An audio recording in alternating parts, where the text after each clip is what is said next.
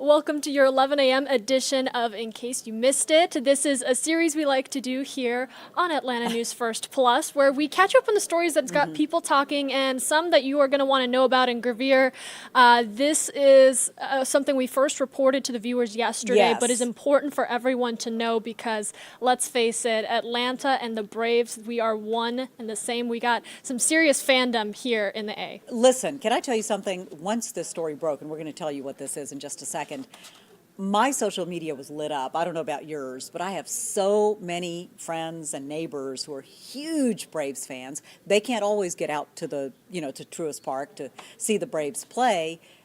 They're not happy about this. They want something done. Okay? So, you know what this is about? You want to break it down? Let's break it down for the viewers. Okay, so let's tell you what's happening. The bottom line is, if you are a Comcast Xfinity customer, you're not going to be able to see the Braves play. The Bally Sports and Diamond, the two companies, just couldn't come to an agreement at midnight, and therefore, all Braves games went dark on Xfinity. So, if you happen to be a fan who maybe likes to watch them on television, take a look at this, because if you turned the game on last night, this is what you saw. Okay? This channel is no longer available.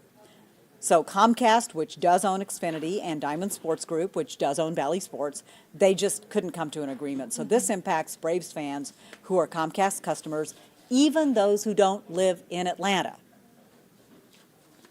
The Braves go way past Georgia. I mean, you're Alabama, part of Florida, Tennessee, the Carolinas.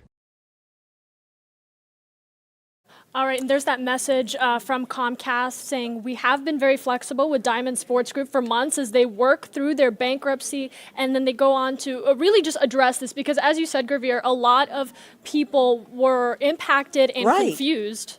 They were, and so the two sides actually had kind of dueling statements. Here's the statement from Diamond, which pointed the finger right back. They said, in part, it's disappointing Comcast rejected a proposed extension that would have kept our channels on the air, preventing fans from watching their favorite local teams. These are negotiating tactics meant to stir up fan anger, hoping that those angry phone calls that you're making will force one side to give in. By the way, the Braves beat the Mariners yesterday 5-2. Austin Riley hit a 2-run triple. Chris Sale improving his record 4-1. So come on, guys. Let's figure this out so that those of us that can't get out to Truist can watch our Braves on TV. And if you are, in kind of asking yourself, well, what do I do now? Just want to read this off. Fans can still watch their professional sports franchise and cheer their team on Cyber News via streaming channels, Fubo TV, Direct TV Stream, and Hulu Plus. It is also available on MLB.tv. So okay. Sounds good. Maybe they'll work things out. Yeah, hopefully, for the sake of the fans, for the sake of Braves Kingdom. Well, Gravir, thank you so much. Bet. Another story that we're following, this one had people scratching their heads this morning. If you were on I-75, maybe you got to witness this for yourself. What you're looking at right now is I-75 and a naked man, seen walking on the interstate. Again, this is a look from our Atlanta News First Alert chopper flying over the area at around 5-6 a.m. this morning. So during the morning commute, when a lot of people rely on this interstate to get to work, you can see what appears to be a man trying to apparently open car doors. We even saw the man at one point on the hood of someone else's car. Now, eventually police did arrive and they placed him into custody. It is just, a reminder to make sure that you are being aware of your surroundings. It's also, important that if you see something like this, that you are able to notify authorities, and so they can make sure that everyone, including this gentleman, are safe and drivers and passengers keep people moving on their morning commute. It definitely was a head scratcher for us on the morning show and here at Atlanta News First. If we learn anything from this, including more information about this man, we will relay that to you on AtlantaNewsFirst.com. All right, imagine this. $1 million, more than a decade's worth of your hard work, gone in less than an hour. That is exactly what happened to one Metro Atlanta business. A woman saying that she and her husband fell victim to a scheme that was so sophisticated they didn't see any red flags until their account was fully wiped. Carly Barnett has this story. It took my breath when I saw it. I fell to my knees. Sorry. It's still hard for Stephanie Kelly to talk about. It's been an exhausting year and a half. In December of 2022, nearly $1 million was stolen from the business she and her husband started, West Metro Glass. The scammer pretended to be from Regions Bank. The act was good. They don't know what we had sacrificed our whole lives for, or the past 12 years of our lives at that point. She says their hard work was wiped out through 12 wire transfers out of her account, all done in less than 1 hour. You feel so violated. Stephanie said it all started with what looked like a bogus purchase charged to one of their corporate cards. Just as they were about to call their bank to report it, they saw the bank was calling them. She said the caller ID showed the bank's phone number. The next step was entering a PIN number into her phone to confirm her identity. She says all the prompts were just like the authentication system Regis uses on calls. He said that he was getting that card stopped, and he would freeze the one-pass system to where no other charges could go through on it. She thought her problem was solved, but then noticed another purchase on the card she was assured was stopped. We called the number on the back of our credit card. We told the lady what was going on and what had been done up to that point. And when I heard her go, my soul left my body. I knew something was wrong. Their money was gone. Thank God we had reserve to fall back on, but I mean, a lot of companies would have just had to shut the doors. They've been able to get back about $600,000, but are still out more than $300,000. These are professional criminals. Special Agent Aaron Sears with FBI Atlanta says, sadly, Stephanie is not alone. Impersonation schemes generally are pretty common, and they've been on the rise the last couple of years. So it could be your institution, it could be another company, it could be somebody pretending to be with the federal government. If you think something's suspicious or it involves your money, always contact a trusted number, even if you think it is the bank. We reached out to Regions Bank. A spokesperson confirmed the person who contacted Stephanie was not a bank employee. In a statement, they explained why these scams are so difficult to combat, saying, quote, once scammers get into an account because they were given a password, they can not only move money very quickly, they can also change a customer's contact information, and that hinders a bank's ability to alert the customer to suspicious transactions. I truly, truly hope that this never happens to anyone. Stephanie shared her story to social media, and she says whether it was $100,000, $1,000, or $1 million, she wants people's money protected, and these scammers stopped. It infuriates me that it is this easy for someone to do with us living in the most advanced technology era of all time.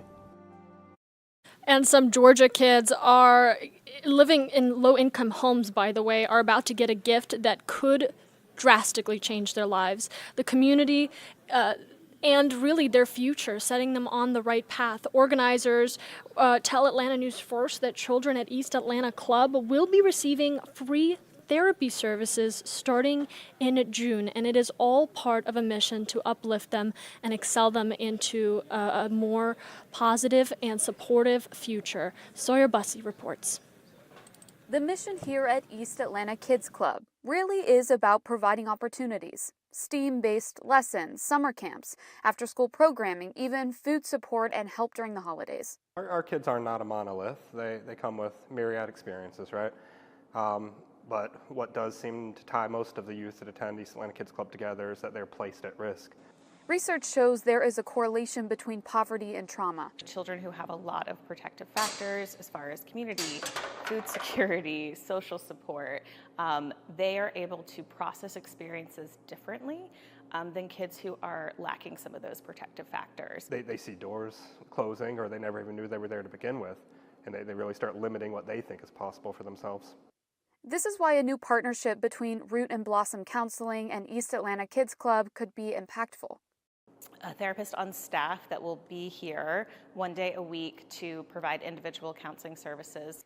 The partnership means the kids at the club who have been placed at risk will have access to free therapy. Therapists will do trauma therapy with staff. They will work with kids, parents, and schools.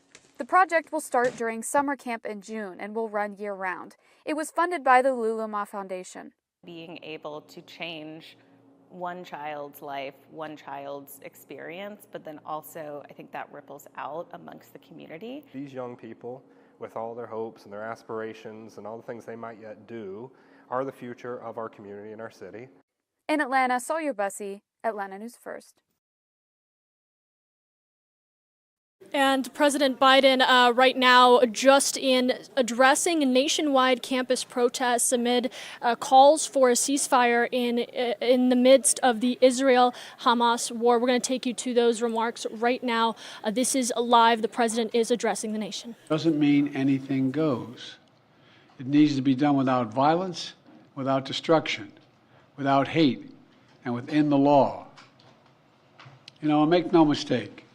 As president, I will always defend free speech, and I will always be just as strong in standing up for the rule of law. That's my responsibility to you, the American people, and my obligation to the Constitution. Thank you very much. Mr. President, have the protests forced you to reconsider any of the policies with regard to the region? No. Thank you. Mr. President, do you think the National Guard should intervene? No. Mr. President, Do you agree with what the students are calling for? Mr. President, the former president said that he was no longer. thanks everyone.